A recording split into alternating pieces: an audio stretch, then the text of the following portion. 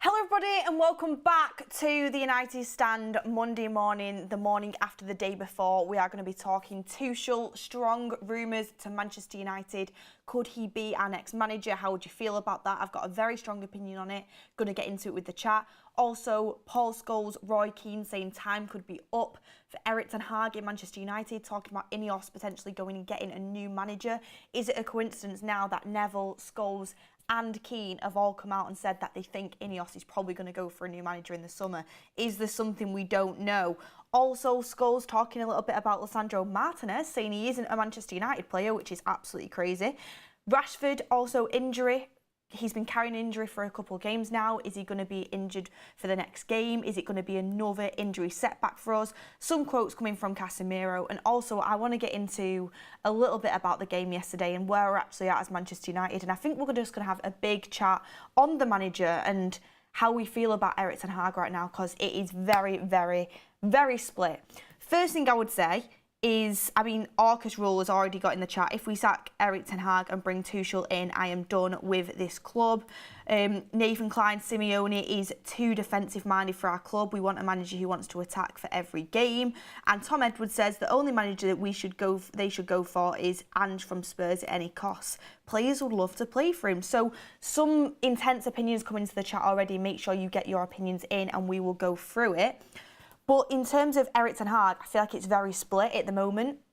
There's a lot of people saying you can't say, we should sack Erik ten Hag after losing to the best team in the world, and let's not get it twisted. Unfortunately, it's horrible for us because they are our rivals, they are our neighbours, but Manchester City are the best team in the world. I think they're going to win the Champions League again. I hate to say it. Unless Real Madrid can do anything, but I feel like Real Madrid need a striker.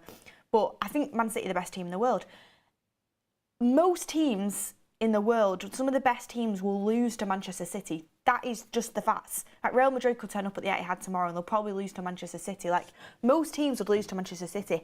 It's the manner in which we do it which is a problem. Like, we turned up there, completely parked the bus and still got beat 3-1 and looked like we had no resemblance really of creating much. Rashford had a few opportunities, to be fair, but apart from that, I think we had like 9 touches in their box. So it's where this team is at and where you can see them going in the future. And then people would come back to you and say, well, you can't. People who said you can't sack Erik ten Hag after losing to the best team in the world, I understand that opinion. But then some people were like, well, what about our 11 league losses this season? What about 16 losses in all competitions? What about the fact we lost to Fulham last week and it was an embarrassing loss? And I understand all of them opinions and all of them factors come into play. I've been strongly Erik ten Hag in for a long time. I'm going to be honest, at this moment in time, it's really tough to keep backing it. It's really tough because you just can't see. You can't see where we're going. That's the issue we're in. And I feel like it's what INEOS will be thinking right now. I feel like INEOS will be wanting to back ten Hag because the last thing they need to do is bring in a new manager and then that not succeed. It's a really strong call to make as soon as you come as an ownership. Look what happened with Todd Bowley when he came in. He sacked Tuchel, they brought in Graham Potter, and since then they've been, diabolical. And they've got Poch now, they're still diabolical. So that was a decision that they made, and most people, majority will say that was the wrong decision. So INEOS, if they do bring a new manager in, it's a huge call. They've got to get it right. Liverpool, Bayern, Barca are all going in for managers in the summer. It's massive. So they'll be wanting probably to get behind ten Hag and back ten Hag because ten Hag's already had 18 months. It's a project. We spoke about on the forum last night. It's a project. But at the moment, what we're seeing week in, week out, and the limitations of this squad and where we're at, it's hard to back ten Hag. In-game management, it's really tough to back ten Hag. Based on a lot of his signings, it's really tough to back ten Hag. Based on the style of play we're seeing, it's really tough to back ten Hag. Like, Ole Gunnar Solskjaer, we all didn't think was good enough, got literally nicknamed, only can do counter-attacking football, did more at the Etihad than what ten Hag's done, like in his last 2 seasons.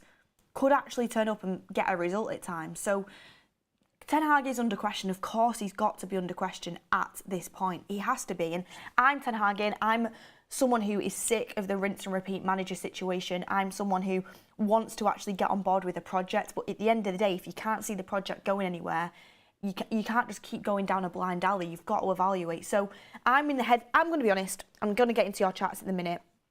I'm in the headspace at the minute where I really hope Ten Hag turns it around and I really want him to succeed, but I'm also not opposed to at least thinking about what could happen in the future, because I want more for this team. I want more. I want more on the pitch. I want better in-game management, but I want Ten Hag to do it. It's just whether he can. And I think the only thing he's clinging on to this season is the FA Cup. He's got to do something in the FA Cup to appease a lot of United fans, and also, I'd say, Sir Jim and INEOS as well. But everyone get your chats in, of course. Ray S says, Bruno meant to be our captain. Please sell him. People who were putting last night's result on Bruno, by the way, I can't get my head around it. Like, I saw Mark on the final score yesterday and he was slagging Bruno off, and I thought, what?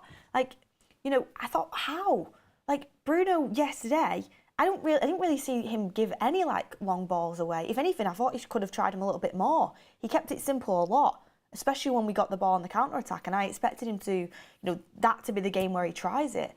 Bruno, of course he wasn't great, no one was, but I don't think he was poor by any stretch. Everyone did their best. Like, no one stood out to be poor apart from maybe Lindelof. Laurangere says Beth over Tuchel. I'm going to get my opinions in on Tuchel in a second. Vija Shri says there is a possibility this week could be crucial for Tuchel's sacking. Would you consider? Going to get into Tuchel in a second. EJF25 only once the structure is fixed and all the previous managers' deadwood is cleared would I consider not backing Ten Hag.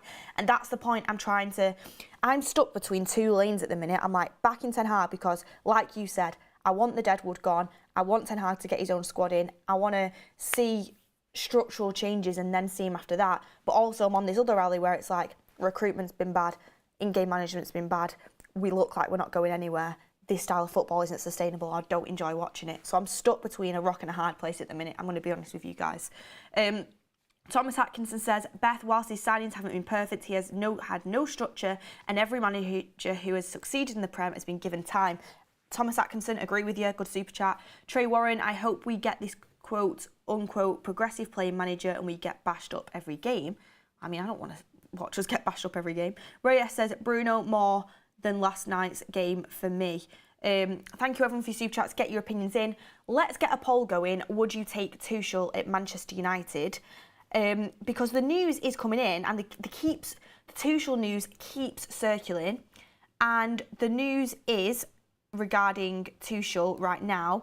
It is Tuchel would relish the opportunity to manage Manchester United. He feels like he has something to prove in England and is disappointed by the manner of his Chelsea departure. And that is coming from Ben Jacobs, who is a very reputable journalist. We had him on the show. Was it last week or the week before? Time's going so quickly at the minute. I think it was last week we had him on the show.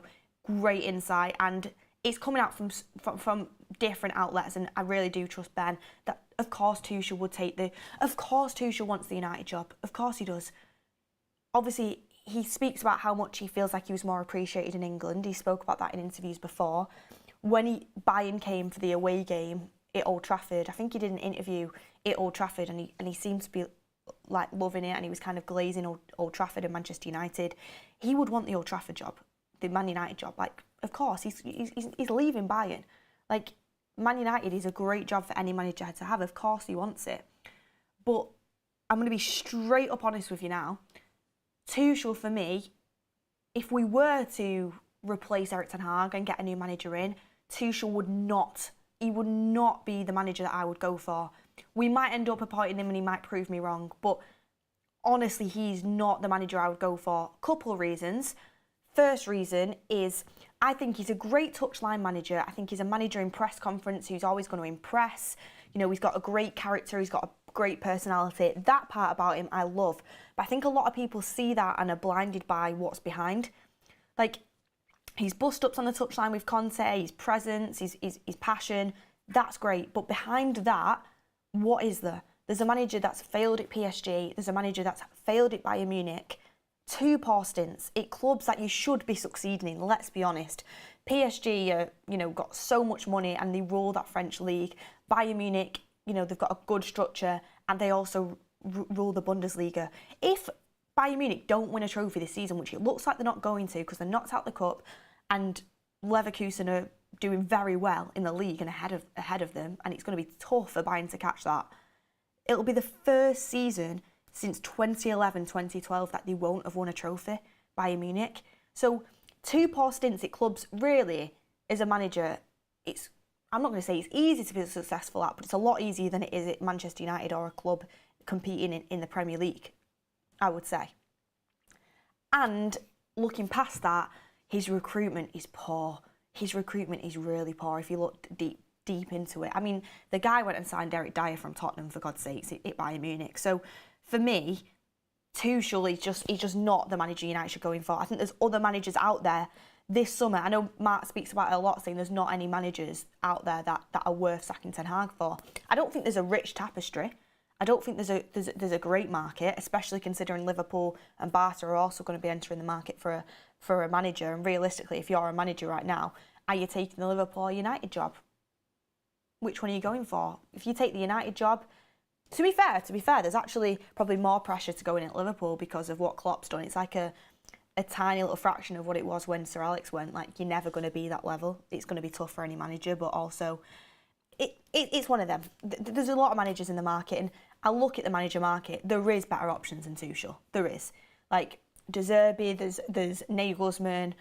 You know, you talk about the sporting manager who's got a great reputation, an up-and-coming young manager, Inzaghi. Like, there is managers out there that you can go and look at that I would prefer personally over Tuchel, but get your comments in. Would you take Tuchel at United, yes or no? I'm voting no. Let me know what you think. Sean King says Liverpool way better than us. Of course, Liverpool way better than us, and if you look at it straight off the bat, if you're a manager, would you prefer to go to Liverpool or United? Liverpool, you're walking into a much better squad, but I think Klopp's covered up a lot of Liverpool's issues for a long time. Their ownership is not going to spend a huge amount of money. They have players who are leaving. You know, Salah's going to leave. There's question marks either over Van Dijk. I think Van Dijk will stay, but there's question marks there. And you're not going to be able to achieve what Klopp's achieving there. Like, Klopp's massively overachieving. So it's one of them where a manager coming in, are you kind of walking into a job that you've lost already? It's tough. It's like when Moyes came in after Sir Alex, that kind of vibe on a smaller scale. Whereas with Man United, you're coming into a place where nobody succeeded since Sir Alex, let's be honest. We've cycled through managers. You're coming into a poorer squad than Liverpool's, but Sir Jim, new ownership, they probably are going to invest as much as they can into you. It's a fresh start, and the fans are probably going to be more patient than the Liverpool fans because we've not had success for years, whereas Liverpool are used to success and competing at the top with Klopp. So it's an interesting concept. I'm coming to the point now that someone just said, how's Klopp overachieving? Because he gets barely any budget. You look at his squad depth compared to the likes of City's, and if City weren't City and weren't one of the best teams that the Premier League's ever seen, like, and hadn't probably cheated and got 115 financial fair play charges, Liverpool would have won the league. Like, how many times is it now? The points that they've managed to achieve whilst not winning the league is crazy. Like, Klopp has overachieved with Liverpool. And again, 2 of our biggest rivals, I hate to say it, but it is the truth. Like, it can't get worse for United fans right now. Like, Liverpool and City are there. Liverpool, City and Arsenal are competing at the top. All of our rivals. It's horrible to watch. It really is. The poll so far, would you take Tuchel? 78% no, 22% yes. I'm glad we're kind of on the same wavelength with that. I understand people that get blinded by the facade, you know, living off the handshake with Conte that went viral. One thing I'd say, I love a manager with a bit of character and a bit of touchline presence, but you've got to have the tactics off the pitch. You've got to have the tactics on the pitch. You've got to have the in-game management. You've got to have the good eye for recruitment and all that with Tuchel is I don't think is there. But got some quotes actually coming in. Roy Keane on Manchester United. There's still question marks of this team and unfortunately of the manager. Roy Keane also says 11 games they've lost. It's a scary stat. It was men versus boys at the end. They were just hanging in there, making mistakes. It could have been 4 or 5. And then Paul Scholes says on Eric Ten Hag's future, I think INEOS have already made up their mind. I don't think he'll be there next season. I won't be surprised if they're looking for a new manager now. So on that, is it just a coincidence that Keane, Scholes, and Gary Neville are alluding to the fact that INEOS want a new manager and are potentially already looking at a new manager. Is it them just thinking that Ten Hag isn't good enough and they've not really got any loyalties to him? Obviously with Solskjaer, they had loyalties, so they never really slagged Solskjaer off. They were his mate. They've not got loyalties to Ten Hag, so are they just kind of speaking their truth, speaking their mind? Or is it the fact that we already know Neville's involved with potential stadium plans with INEOS? Is that the case? Like, have they got a little bit of inside information? We don't know. So that's something that I'd think about. One thing I would say is I've been thinking about this long and hard, and I don't think Ten Hag will be manager next season, as sad as it is. As even if I want him to be, Mark wants him to be. I, at the minute, want to stick with him still.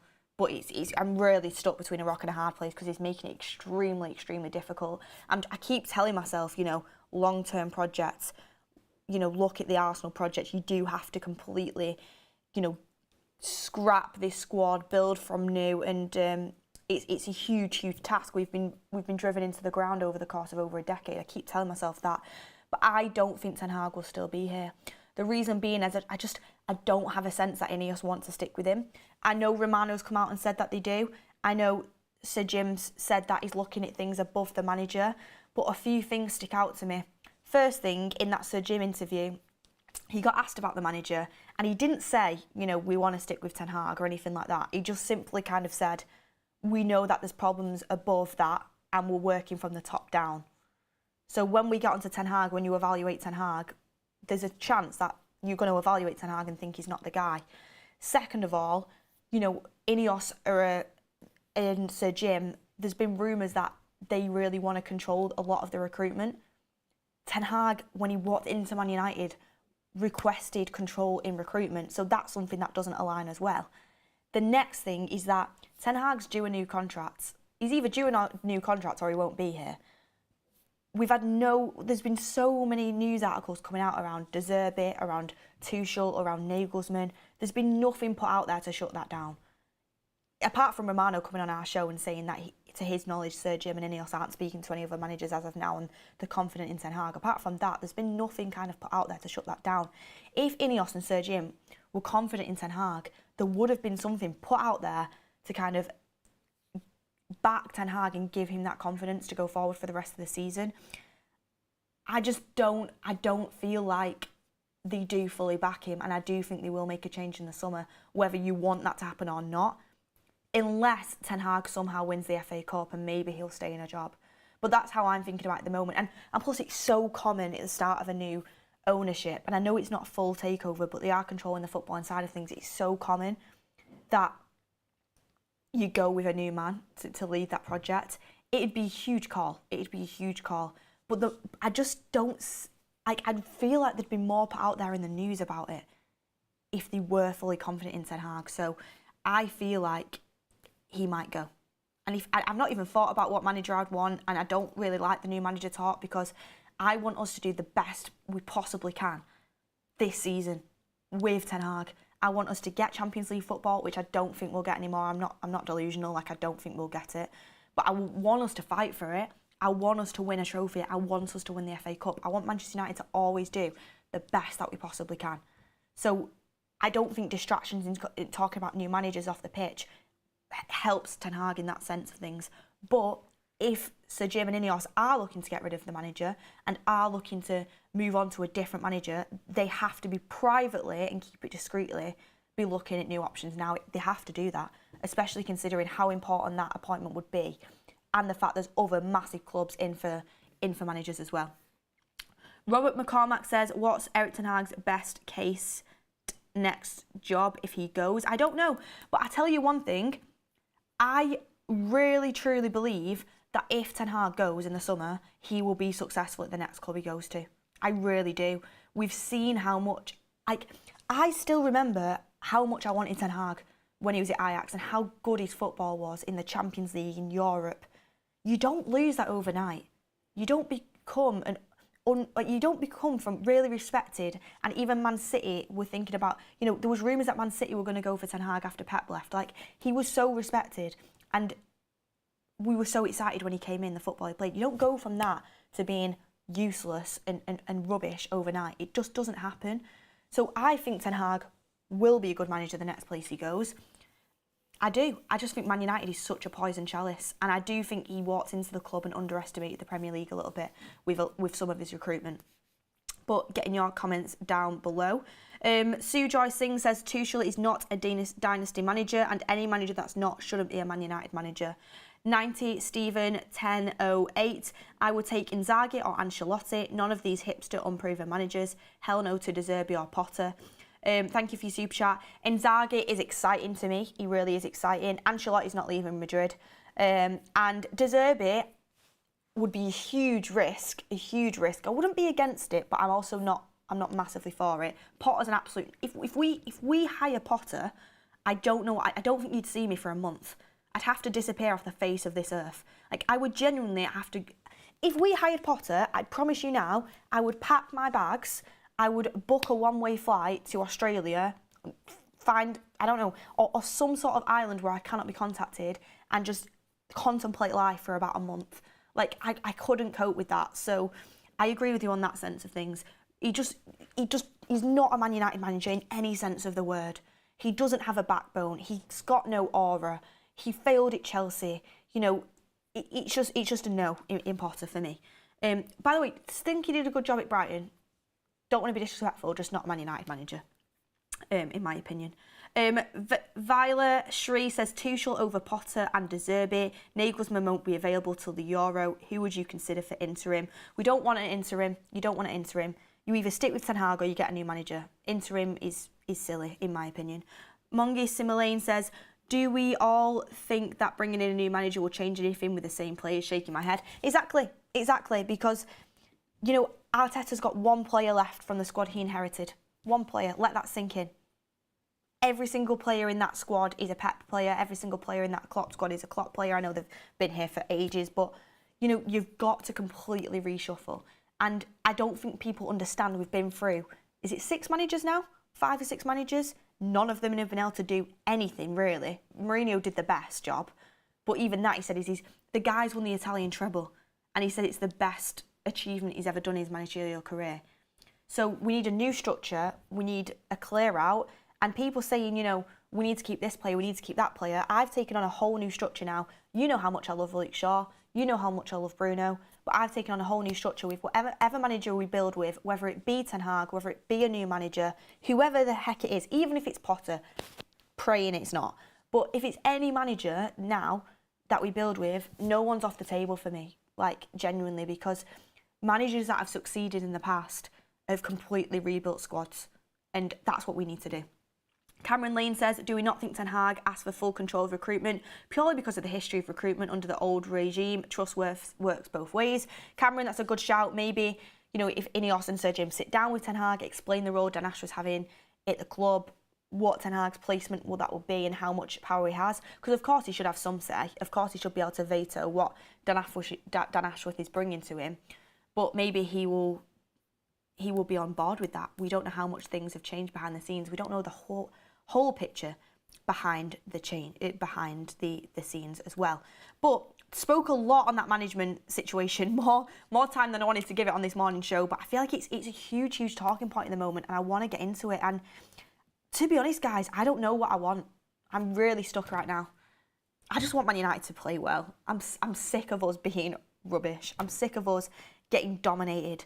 Like, we were, like, I was at my personal training session this morning, and my personal trainer's an Arsenal fan, and he was saying obviously he was hoping Man United could hold out because obviously he wanted us to beat them because Arsenal in a title race with City. And he was saying, like, to be fair, like, defensively, the first half, like, United did well, but he said it's just not sustainable. And I was like, it's not. Like, we couldn't even lay a glove, couldn't lay a finger on Man City. And never mind that, we get dominated by, like, you know, Luton dominated us half the game, like Fulham. So I just want better football. Honestly, I just want better football, and I want us to be doing well. It kills me to see Arsenal, Liverpool and City all competing in a title race. That's going to go down to, like, the final game of the season. Could you imagine if that's United, how excited we'd all be? But we're years off it, genuinely. Years off it. And that's what I've realised, especially in this past season. But I wanted to talk a little bit next up on my list and keep going in that poll. Would you take Tuchel at United? I think we can end it actually because 76% of you say no, 24% of you say yes. So over 4,000 votes on that. The community has spoken. But I want to talk a little bit on what Paul Scholes had to say on Lisandro Martinez, because Paul Scholes as a player, one of my favourite ever United players, unbelievable what he could do with a football, unbelievable. Paul Scholes as a pundit, to be fair to him, I think a lot of his points I actually quite liked. I like how honest he is. This particular take, I couldn't disagree with it more if I tried. So Paul Scholes on Lisandro Martinez, and I don't know why we're talking about this after a game he's not even played. He said, look, he's done okay and they do miss him, but I don't think he's a Manchester United centre-half. So after a City game, you're saying you don't think Martinez is a Manchester City centre-half. Martinez didn't even play, wasn't even involved. I mean, this is a prime example why a lot of unbelievable players don't make it as successful managers, because just because you're an unbelievable player doesn't mean, you know, you can be an unbelievable manager. Some players can do that. I mean, Zidane's an example.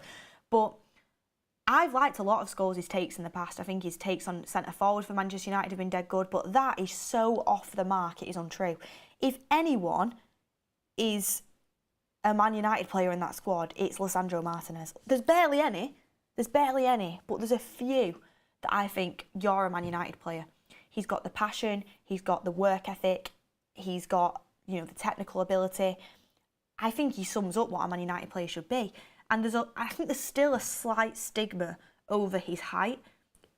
Martinez is unbelievable as he is. Could you imagine if he's 6 foot? If Martinez was 6 foot, the pundits would be absolutely going wild over him. Generally going wild over him. I think it's still something that creeps in about his height, which is strange to me because he actually is quite good in the air. Old school, I think it is, with a lot of these people, and Scholes does strike me as someone old school, but Lisandro Martinez is one of the few players at Man United that I would absolutely keep and would be building around. And that's one thing, if Ten Hag did actually end up leaving Manchester United, I would thank him for, because he brought Lisandro Martinez to this club and he's excellent. Arteta wanted him as well, let's remember that. Arsenal were going to go for him. Lisandro Martinez went and called Ten Hag up and said, look, Gaffer, if you want me at Man United, I'll be at Man United for you. And that's what Ten Hag wanted, and Martinez rejected Arsenal to go to Manchester United. Again, he screams a Man United player. He's absolutely a Man United player. The only thing that worries me about Lisandro Martinez is the injuries. I know it's two separate ones and it could be extremely unlucky, but let's be honest, if we're going to be upset about Shaw's injuries, if we're going to be upset about Varane's injuries, which Varane hasn't even been really injured much this season, to be fair to him, Lisandro Martinez's injuries, they worry me. They really do worry me, especially at 25 years old. But I'm hoping he's going to come through it, and it's just been a bad set of coincidences and he can come through it. But we absolutely miss him. This is the thing what Scholes says, look, he's done okay and they do miss him.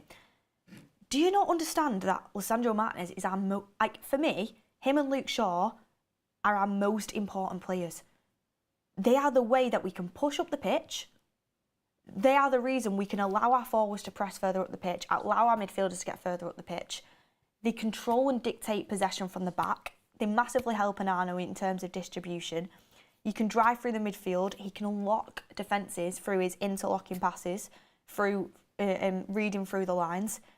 He's crucial for us. He allows us to play a higher line, completely dictates possession from the back. He's so crucial. I mean, I know it's such a slim margin, but look at that little tiny period where Martinez was back. Wolves are a very good side. And we were great in that away game. I know it was 4-3, but that wasn't a deserved scoreline. We could have put Wolves to bed first half. We were very good. And then obviously the West Ham game, and we won that, and we passed it with flying colours. The very minute, very slim margin, but it just shows how important he is, in my opinion, and how important they are to Erik Ten Hag's system. A couple of super chats are coming in as well. Duncania says, ridiculous sacking Erik Ten Hag after less than 2 seasons of being absolutely savaged by injuries and scandal. Deserves another year with a healthy squad. Thank you, Duncania. Sherlock says, Ten Hag should be sacked just for saying we were really close to the win. United can't afford such a delusional manager. Erik Ten Hag out. Them 2 super chats just strike the complete opposite, and that's the opinions in the fan base at the minute. I'm probably more on the side of Duncania in terms of, you know, he has had been savaged by injuries and scandal and only just had a manager, only just got a structure. But I understand Sherlock in the sense of how Ten Hag's been delusional, because for me, it really is damning to see a Man United manager say that it was an overall good performance and we're close to... I feel like he said we were close to getting a result or something, and I thought, no, we weren't. City absolutely dominated us. 26% possession, 9 touches in their box. Don't say that it was a good performance and we're close to winning, because we weren't. So Sherlock, I agree with that in that sense. And then also saying, the reality is we do have to fight for 5th spot, because that could be Champions League. But saying, we have to fight for 5th spot, that just shouldn't be coming out of a Man United manager's mouth. So there's a scales here, and which side's gonna come out on top. Because Ten Hag doesn't help himself in certain situations.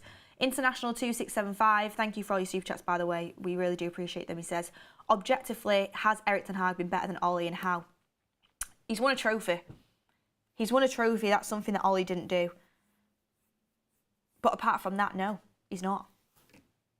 And that's just the honest truth. And I think Tuchel's a better manager than Ten Hag, objectively. Like, as managers, I think... It's not Tuchel, sorry. I think Ten Hag is a better manager than Solskjaer. Objectively, I do. But at Manchester United, has Ten Hag been better than Ollie? Has his football been better than Ollie's? No. He's won a trophy, though, and that puts him ahead of it. And he did that last year. So fair play to him in that sense of things. And that's... I think United... I know it's only a League Cup, but United have to be winning trophies. They have to be. And that's something Ollie didn't manage to do. Also, I just wanted to touch on here as well. In terms of, obviously, Scholes saying he doesn't think doesn't think Martinez is a United player. I do. I think he's one of the few that he is. And I spoke about how we have to completely rebuild a squad. Arteta's only got one squad member left from when he started. This is what happens at the elite level. You completely rebuild a squad. And then you have...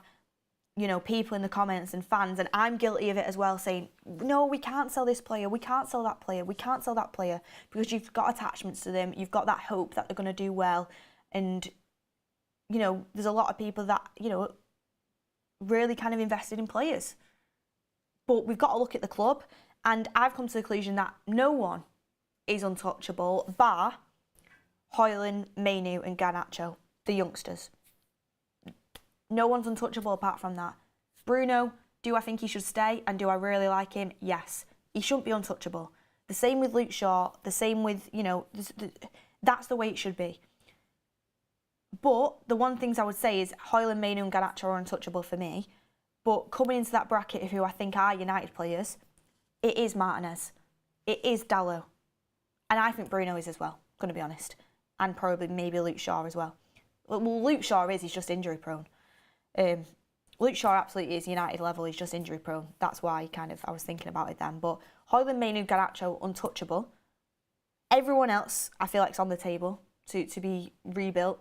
And if the manager doesn't want them, the manager doesn't want them, and we can rebuild. But for me, Martinez, Dalot, Shaw and Bruno are the only ones after that I think are the level of what a Man United player should be. I'm missing out Rashford, I've just realised. Rashford, for me, is, again, it's so hit and miss. That goal he scored yesterday was absolutely unbelievable, and he has their moments in him where he can just completely shut people down, and I celebrated that goal more than anything. It was a superb goal, and he's capable of that. And the guy's now scored 30 goals, I think, against the top 6. Like, he scored 6 goals against City now, or 5 goals against City. He's a big game player. But the issue you have is... he scores something like that and then he drops off for a few games and you don't get anything out of him. It's inconsistencies. That's the issue with Rashford. So, yeah, that's the issue with Rashford. It's like even yesterday, apparently he was carrying an injury, but that goal and then he had a couple of opportunities that he really should have done better. But then I do think our goal threat completely fell off a cliff when Rashford got subbed. I think it killed us. So... There's loads of different things, but in terms of the only players that I think are untouchable at Manchester United when rebuilding the squad would be Højlund, Mainoo and Garnacho. Tawanda says, please Beth, we are miles away from City. How many years now Pep at City with proper structures? Eric is improvising things, dealing with injuries, player behaviour. Sacking Eric is another 4 years. Completely understand that super chat and where you're coming from. Free Ahmad Malp says, that's something else I'm going to talk about. something else I'm definitely going to talk about because Ten Hag subs are completely baffling me as well. Dino says Nagelsmann is way better than Tuchel. Tuchel isn't going to build success at United. He needs success now. Tuchel not for United. Thank you for that super chat as well. I do agree with that too. So moving on to Rashford. Rashford injury. Again, another injury. And as much as people can have their opinions on whether Rashford's good enough or not, the fact of the matter is, where we're at right now, we need Rashford to be fit. We've got no threat going forward whatsoever. And Rashford is a threat. He can pull moments out of nothing like we saw yesterday. And despite the fact is, I completely agree with everyone who said, you know, Rashford scored a wonder goal, but then fell off for the rest of the game. He had that one where he headed it into the ground and it was such a good opportunity. That one that came across to him and he kind of mishit the shot on the volley, I think it was another huge opportunity. And, you know, he did drop off after that goal, but when he got subbed off because of injury, our outlet in behind and our goal threat fell off a cliff. We didn't look like scoring in a month for Sundays. Before that, we didn't really look like it, but we had at least some sort of threat there. Rashford, we need him to be fit. So it's coming in from Laurie Whitwell at The Athletic that Marcus Rashford has been struggling with an injury since the Nottingham Forest game where he got sandwiched in between two Forest defenders. Still, we'll say right now, that was a penalty in that Forest game on Rashford. He literally elbows him in his chest and he completely gets taken out. Completely get taken out by two players. I think it was a pen. Anyway, he was able to train each session ahead of the derby, but required attention from club doctor Gary O'Driscoll. Club doctor Gary O'Driscoll, we got you from Arsenal and our injuries got even worse. It's like an inside job, honestly. But with Rashford, we need him fit. I just hope he is. I think he'll be okay. But I think that also, the one thing I would say, I don't want to use excuses, and I get people that would say, you know, excuses for poor performances. But after he scored that goal, and then he got knocked with that injury again, and you could tell he was dealing with an injury, and he had to keep getting attention from the club doctor. That's why I think as well his game dropped off. Like, usually, that ball gets knocked in behind. You know, when he went down for what people thought was a foul from Walker, but it wasn't a foul. It was really soft. It wasn't a foul. Usually, I feel like Rashford, he had no reason to dive. He was in behind. Okay, Walker in a foot race is challenging, but Walker's prone to dive in. Like, you only really see, to be honest, like Mbappe, you know, take on the likes of Walker, but Rashford's got the pace. Like, he could have at least took him on.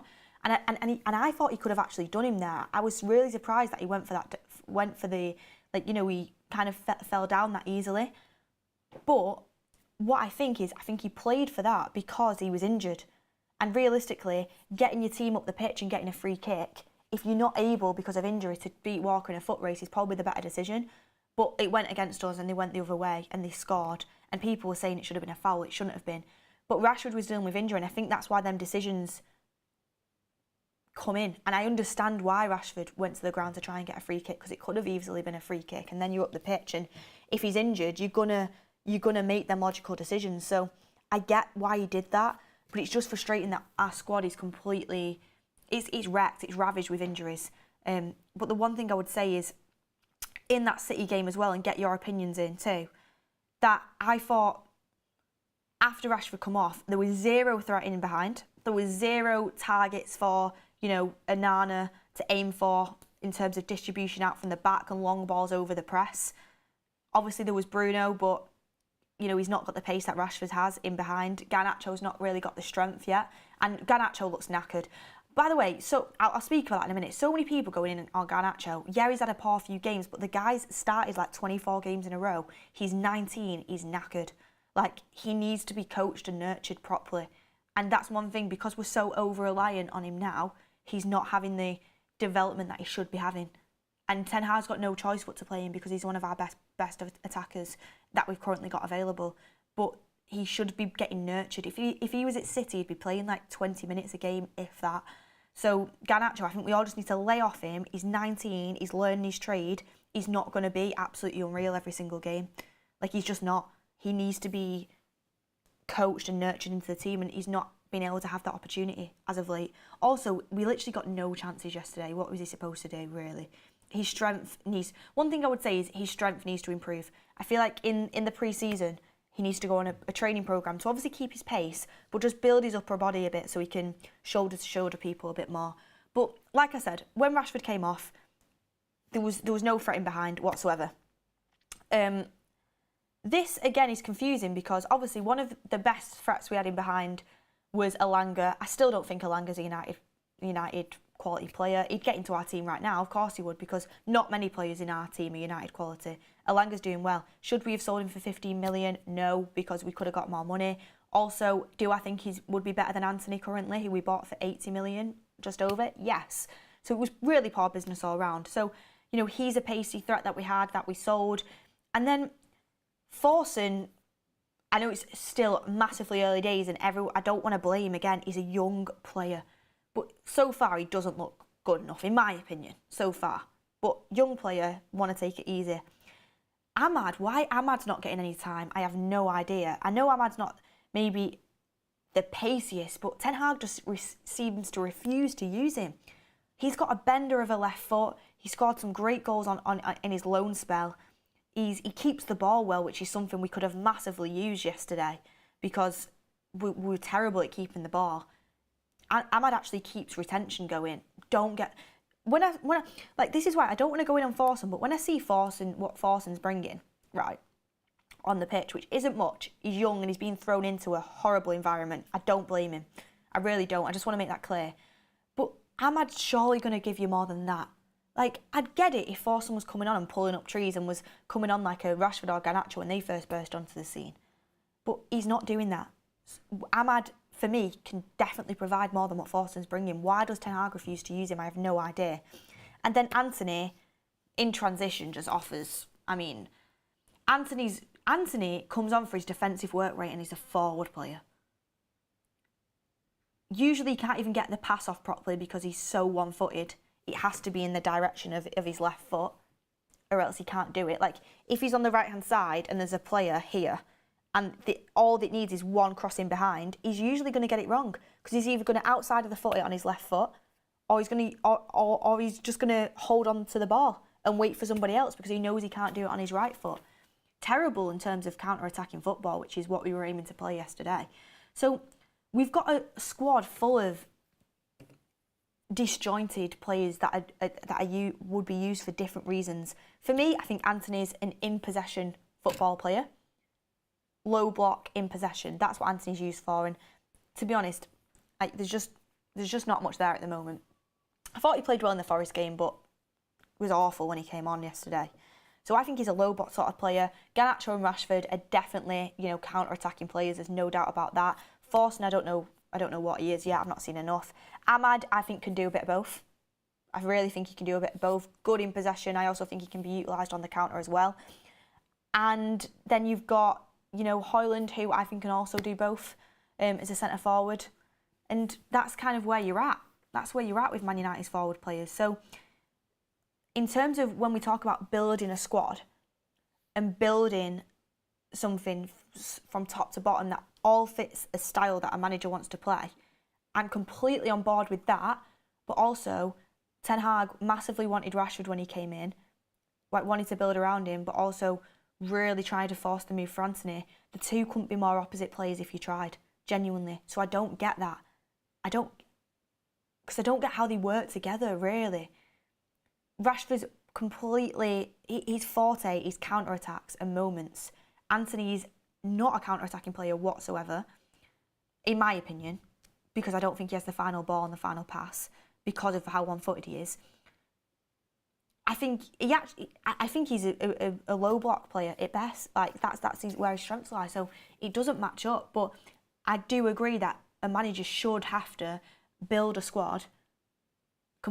A manager should be able to build a squad from scratch with players all beating to the same drum, all playing the same style of football. Of course, you've got to be able to make tweaks game to game. You've got to be able to adjust a team. They can't just be plan A and no plan B, but you want to have that style of play running all the way through. Look at Man City. Every player can play the Pep system.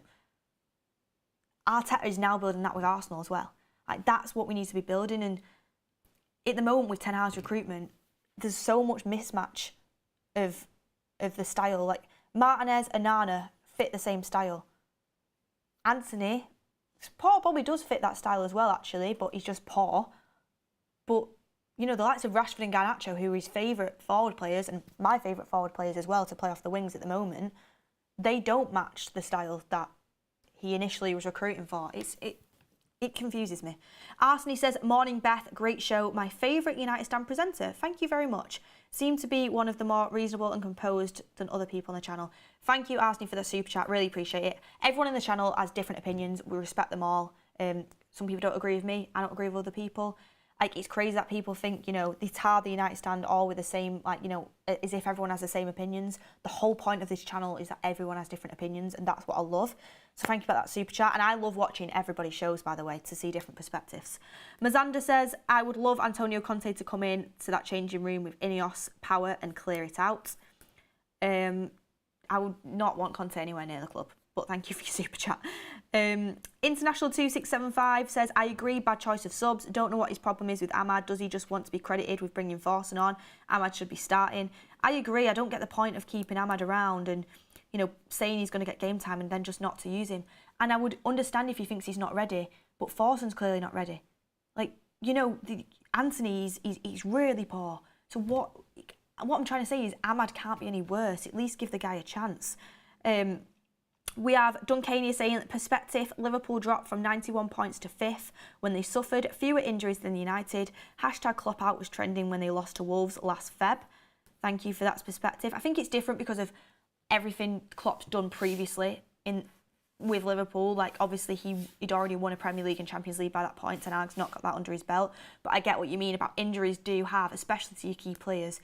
They have a massive, massive, massive impact. Like, if Arsenal were to lose Gabriel and Saliba, you know, they'd have issues. If Van Dijk was to lose, sorry, not Van Dijk, if Liverpool to use Van Dijk, they'd have issues like we saw last season. If City lose Rodri, their win rate with and without Rodri is staggering. Like, there is important players to systems and teams, and I get that point. Mark Landridge says, if we turn some of our losses into draws, we wouldn't be having this convo. Interesting point, but unfortunately we haven't. It's like if my, you know, auntie had, you know, the saying. Sack Eric Ten Hag won't help. We need better players, period. I don't really understand the Martinez hate. He is the Argentinian Vidic. Thank you for that super chat. We've got Manlet saying, meme Arsenal have overtaken Penchester United. Manley, I think Manley is a City fan. Appreciate your super chats, you know, just giving money to the channel and you're contributing to the channel. Thank you for that. But rent free if you're watching the United Stand and you're not a United fan.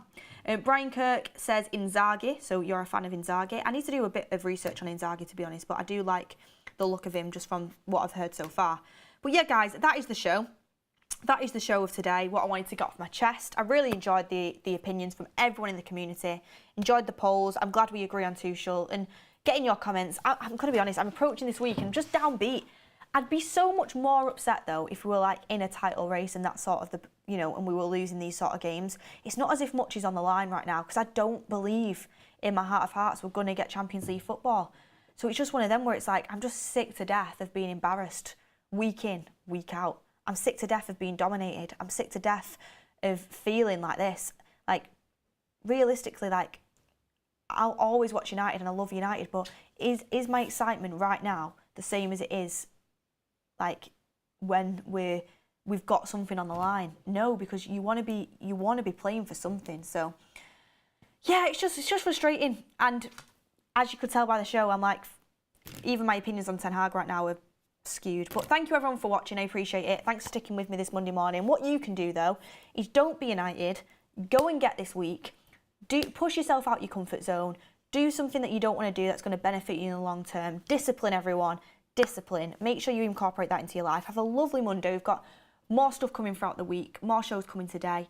Thank you for watching. Please hit a like on the video on your way out. We really do appreciate it. And we'll see you on the next one.